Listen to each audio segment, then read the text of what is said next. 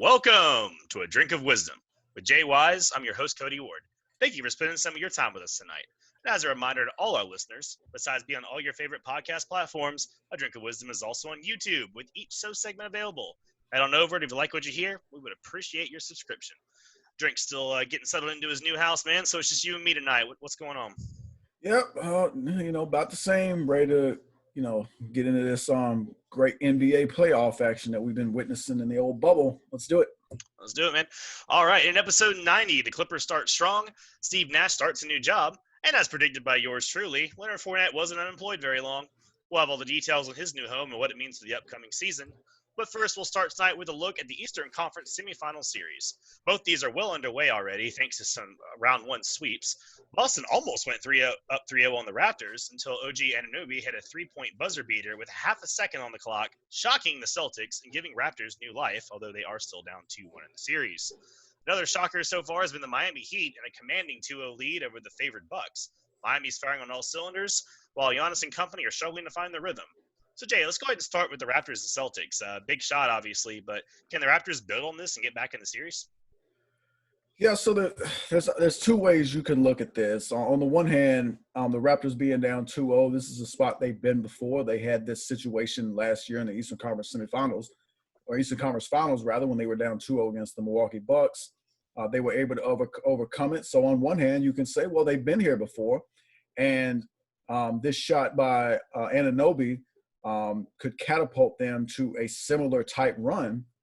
But I'm not of that mindset. I think what we've seen so far in this series is the Boston Celtics are a superior team. And even though that was an incredible shot and we saw some really good performances, particularly by Kyle Lowry, I'll give him some credit for last night's performance. But it took in some realm, it took a miracle shot for them to pull this game out. And I don't think that bodes well for them as this series progresses, particularly with the fact that they don't have a closer. And, I mean, this is one of those situations where you look at what transpired in the final seconds last night. And Jaylen Brown, and he was very candid after the game and in the post game, but he simply got caught way out of position and could not get back into play. And give Lowry credit, made an incredible pass despite being guarded on the inbound by the behemoth and Taco Fall. Taco getting a half a second of action in the NBA playoffs. Shout out to him. But this was a brief lapse in judgment by Jaylen Brown that he paid for dearly. And also give credit to OG Anunoby. What a name! I mean, OG hit the three. Did the thing. You got to love it. Great performance, and this is one. I mean, I'm not necessarily surprised that Toronto pulled this out. I didn't think this would be a cakewalk for Boston, but to me, they still look like the superior team. Also, got to remember Jason Tatum was not very good last night. He was just 5 for 18. Marcus Smart had a very off shooting night as well. Jaylen Brown was okay, but it wasn't one of the more explosive type games we've seen from him. Kemba Walker led the way last night with 29. He was very good. But this was not the best performance we've seen out of Boston. They were outplayed in some areas, but they still look like the better team. And the 3-point shooting for Toronto overall, they're still a bit cold. They go 13 or 40 last night at 33%. They were not very good from the free throw line. This was a back and forth contest. It could have went either way. Boston could very easily be up 3-0. Oh, by the way, just as impressive as that, almost impressive as that OG Anunoby shot. Think about the play just before that had us going crazy when Kemba Walker is just dancing on everybody, and then he catches Marc Gasol up too far, and then lo and behold, Daniel Tice is just behind the defense. What a pass that was by Kemba Walker. But I really don't see the Raptors using this game as a springboard to really make this a series. I think Boston wins game 4, and I still got them winning this series in 6. Yeah, I mean, if Anunoby doesn't make that shot, this series is over, right? I mean, we get Boston up 3-0, and it really felt like they were going to. I mean, Kemba had that beautiful pass to Daniel Tice. I mean, to give it up to that guy and have him throw it down with a half a second, I mean, it just felt like all the air, if there had been fans, would have went out of the stadium, of course. Right. Virtual fans don't need any air. But I think what you saw with Toronto is they still got some of that championship DNA in them. Like you said, they've been here before. They've been in this exact situation before. And again, they had Kawhi last time, and that helps a lot, when you're trying to dig back out of a series, having a guy like him. But even without that, most of these guys have been in this situation.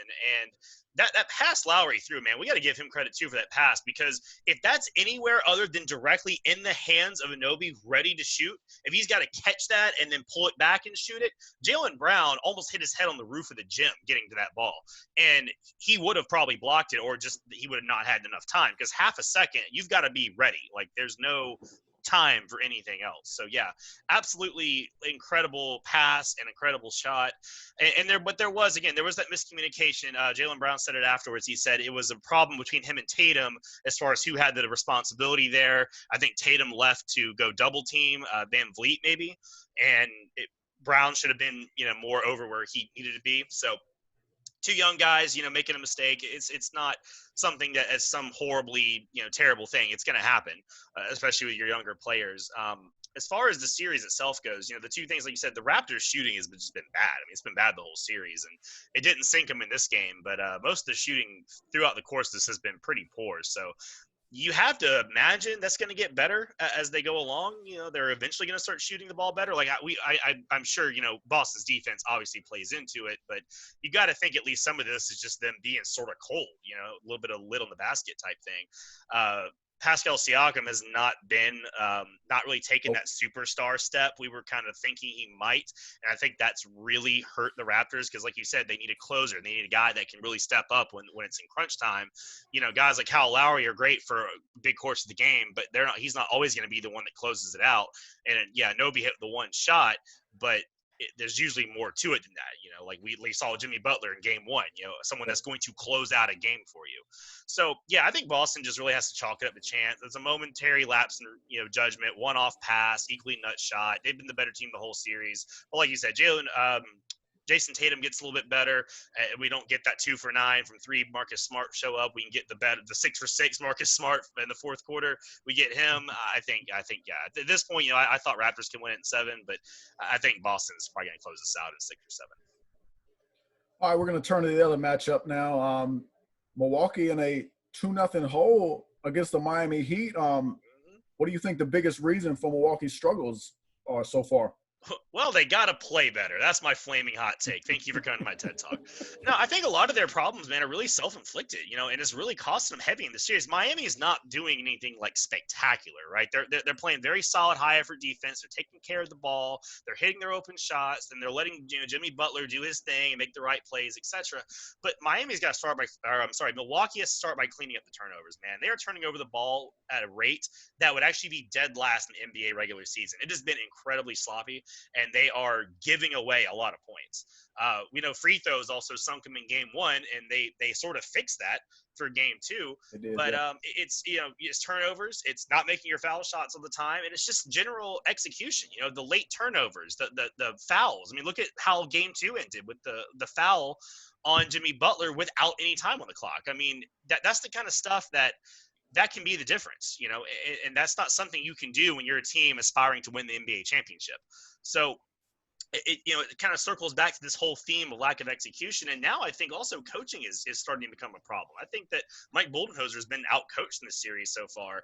I mean, just so you can look at some simple things like, Miami is abusing them with this Goran Dragic and Jimmy Butler pick and roll. And it's like, why hasn't this been fixed yet? Like, why is this still just a thing for the 2 games, For Milwaukee, I think one key they're going to have to do to get back in the series, I think Giannis has to play off the ball a little bit more. Miami has figured out a lot of ways to crowd the paint and shut off these Giannis kind of dribble kicks. And so many possessions now. You've seen so many possessions. They walk down the court, Giannis gets the ball, he sits there and dribbles, everyone stands there, and then he just runs in and does something. And it's not cutting it. Miami is ready for that. So I think Milwaukee is going to get a lot better opportunities if he plays more in the pick and roll by actually setting the screens and he's moving around more in general. He has the athleticism to beat Miami's defenders one-on-one, but when they're so grouped up and they're so focused on him, they got to figure out different ways to get creative with getting him the ball, getting him involved in the offense besides just this Giannis hero ball stuff, But I think if he can get his groove back and he can kind of get this team believing, they can get back in the series, no doubt. But if they don't, Miami or Milwaukee is going to get bounced, and it's going to have some big implications on Giannis's legacy and then his future there. So we'll see how it plays out. Yeah. First off, to your one of your main points, which I absolutely agree with. I think it's one that it's very poignant in this situation. I agree with you in the fact that I think Giannis needs to play off the ball more. I think that's an adjustment I'd like to see from Mike Budenholzer, because you're absolutely right. When Milwaukee just runs up the floor and Giannis is at the top of the key, and then everybody else is just at their designated three-point lines. I mean, just think about that schematically. You always hear the phrase "build a wall." Well, you've already built the wall for them.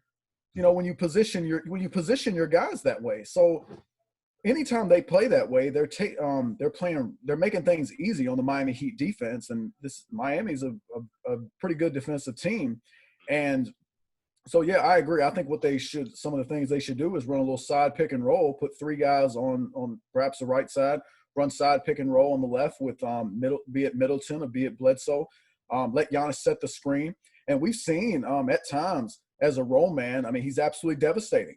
And you can remove some of the ball handling responsibilities from him. I don't know why they haven't relied on that a little bit more. I will also say, as far as the turnovers, that's another point you're right on. And some of it is just when you look at particularly Middleton, he's just to me, when he handles the basketball, he's just not as solid a ball handler as maybe you'd like. And I would also throw that into Eric Bledsoe just a bit, but more on Chris Middleton. They're just not their ball handling is just not as strong as you would like it to be. And perhaps that's the reason that some of this ball pressure is getting to him. I mean, I've seen strong ball pressure affect Middleton at several points in this series, and they got to be better with that. It's the same thing with Giannis.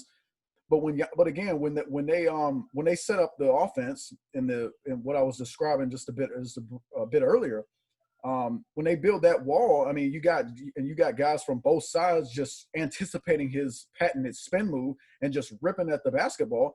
I mean, these type of turnovers are going to happen. So they got to make some adjustments offensively, rely more on Bledsoe and Middleton, let Giannis set some screens, get some rim runs, make things a bit easier on him. But also, again, some of these role players are just not playing well enough. I'm going to call them out again. DiVincenzo, Pat Connaughton, Wesley Matthews. I mean, some of those guys just have to be better. It's that simple. And when you juxtapose that to what some of the Miami Heat role players are doing, I mean, are you kidding me? Kelly Olynyk coming out here and making 3 for 4 from downtown, getting you 11 points. I mean, we've just seen. I mean, I'm telling you. And when Miami brings this kid Tyler Hero into the game, I mean, he's giving you more than anybody else on Milwaukee's bench is giving you. No disrespect to George Hill, but Milwaukee doesn't have a guy that explosive coming off their bench with what he can do for you. I mean, there's just no question about that. And this could honestly be a case of as great as Milwaukee was in the regular season, and this is still a fantastic basketball team. It could be just a situation that this is just a bad matchup. We've seen, and we saw Miami take 2 of 3 from them in the regular season, and now it's 4 or 5, given what they've done in this semifinal series, and just the way Miami is structured. When you compare it to how we talked about how Milwaukee chooses to play defense with packing the paint, they'll give up threes. Miami makes 17 of 45 threes. Milwaukee makes 7 of 25. That's a plus 30 advantage for Miami from behind the arc. You gotta take your hat off to Milwaukee. Yeah, you gotta tip your hat to Milwaukee at some point, because it's a little impressive that they only lost this game by 2 points with that type of disparity from downtown. But remember, Milwaukee's a team, and we saw this last year. This is a really good 3-point shooting team as well, but they're not making shots right now. As much as we talk about how great Toronto was closing that 2-0 deficit in the Eastern Conference Finals last year, part of the reason they didn't the Raptors were able to do that is the Bucks role players around Giannis stopped hitting shots. And that's the same thing that's happening right now. They're not hitting shots. And when you look at that, the game plan against Giannis is always build a wall, make it difficult on him to get to the basket. And when he makes the right play, far too often guys aren't hitting shots. So This series is not over yet. I think that was a huge blow losing game 2, especially in the fashion they did. But obviously game 3 is a must win because if you go down 3-0, you're not coming back. It's never happened. It won't happen here. And also, last quick point, and this is just the NBA in general. The NBA has a real problem right now, in my estimation. The last 2 plays coming down the stretch in that game, they were not fouls. The NBA has made it impossible. I know the NBA, ever since Kawhi Leonard got his ankle messed up by Zaza Pachulia, the NBA has made a real strong effort, and in some instances, it's commendable. But they've almost made it impossible for NBA defenders to contest jump shots. Those 2, that was not a foul on Goran Dragic against Chris Middleton. It was not a foul. And Giannis, when he's contesting Jimmy Butler and just puts his hand, he just touched him on the back. Not a foul. It had no impact on the shot. It did not endanger Jimmy Butler in any way. In the end, it didn't affect the outcome of the game because, like I said, I don't believe Chris Middleton was fouled by Dragic. So if that shot goes around, the game's over right there. But because of the call that Mark Davis makes on one end, that's why he blows the whistle on the other side, because he had to be consistent in that estimation. But neither of those plays were fouls. But I just think it's bad for the NBA in general. They're making it really difficult on defenders to contest jump shots. I know they want to protect shooters, but it's gone a little too far in my estimation. Oh, I absolutely agree. I every time I see one of these like fouls on these like 3-point shots that just aren't fouls, or like what I hate now is the players falling into a defender. Like they see you come up, like, oh, I don't have to actually shoot now. I can just flail in your direction, and then I get a foul. Yeah, the NBA is definitely something they want to look at in the offseason. Yeah, you got guys coming around trying to defend guys coming off screens, and like they just feel contact, they just launch the ball. Like it's just not good for the game.